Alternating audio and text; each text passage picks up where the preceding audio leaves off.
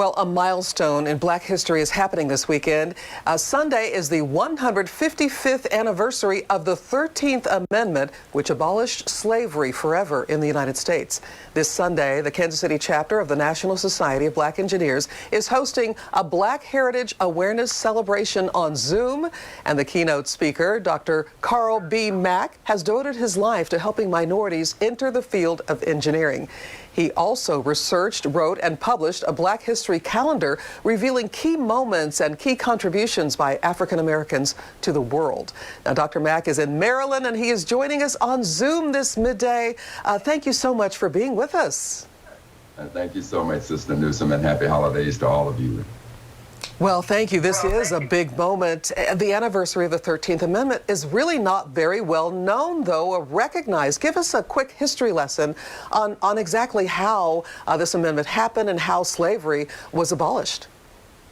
So basically, the Civil War was fought over slavery. I mean, not basically, it's a fact. The Civil War was fought over slavery.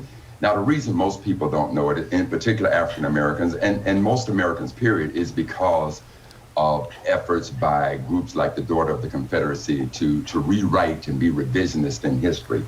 So when we take a look at the 13th Amendment, after the Civil War ended in 1865, a proposal was put forward. But in order for a proposal to become an amendment, you need two things to happen. You need 2/3 of the Congress to approve it, and you need 3/4 of the states to ratify it. So at the time, there were 35 states. Now, most people want to say erroneously that Juneteenth, on June 19th, 1865, when General Gordon Granger rode into Galveston, Texas, he found the last blacks who were enslaved. Historically, that is not correct. There was still slavery allowed in Delaware and Kentucky. So you needed an amendment to end slavery, not an executive order.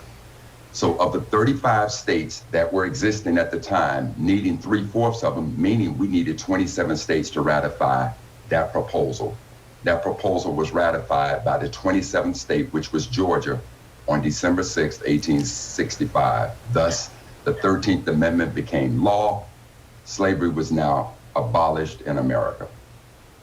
Wow, incredible. I'm also fascinated by this calendar that you created, and one of the entries that I read talked about how the Confederate Army forced slaves to fight against Union soldiers, so they were actually fighting for slavery. What's one of the most interesting moments that you bring out in the calendar, in your opinion? Of course, that was certainly one of them. To know that the Confederacy fought for slavery. Their letters of secession spoke clearly about slavery and white superiority, and now they turn to the very people that they're enslaving and trying to recruit them to fight to remain enslaved. But another interesting fact that it's just one of those things that I just found fascinating is that many of us go to church on New Year's Eve, and most of us know that service is called Watch Night. I never knew the history of why it was called Watch Night. And the reason was it started on December 31st, 1862. And as that day came into evening, our ancestors had heard this rumor, that at least they thought it was a rumor, it was just too good to be true, that Abraham Lincoln was going to issue the Emancipation Proclamation, thereby signaling an end to slavery.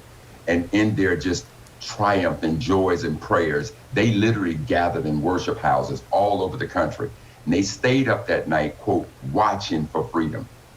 And so that day, on December 31st, 1862, turned into jubilation, because on January 1st, 1863, everybody rejoiced at the fact that Abraham Lincoln did indeed issue the Emancipation Proclamation. So the Zoom coming up this Sunday, all about African American history. Who really needs to hear this quickly? Who needs to be on this Zoom and learn about these important facts about history? You know, literally, Sister Newsom, everybody, because even now when you take a look at the death of George Floyd and people not understanding why there's this outrage to take down Confederate monuments. Well, in order to better understand it, you have to understand what those monuments stood for. And so for us, if anybody looks at those monuments and they're proud, then in effect, what you're saying is you're proud that one member of the human race enslaved another. history is very clear about why that is. And so I would invite anybody and everybody who wants to understand the African American experience to please tune into the Zoom meeting and help support those young African American children who are on their quest to becoming engineers, as myself. So. All right, sounds really great. All right, to register for the Zoom, all you have to do is go to one.asteamvillage.org. That's the word one, one.asteamvillage.org. It's $30 if you want to register and get the calendar, and $10 if you just want to listen in. So thank you so much for being here and for sharing those important stories.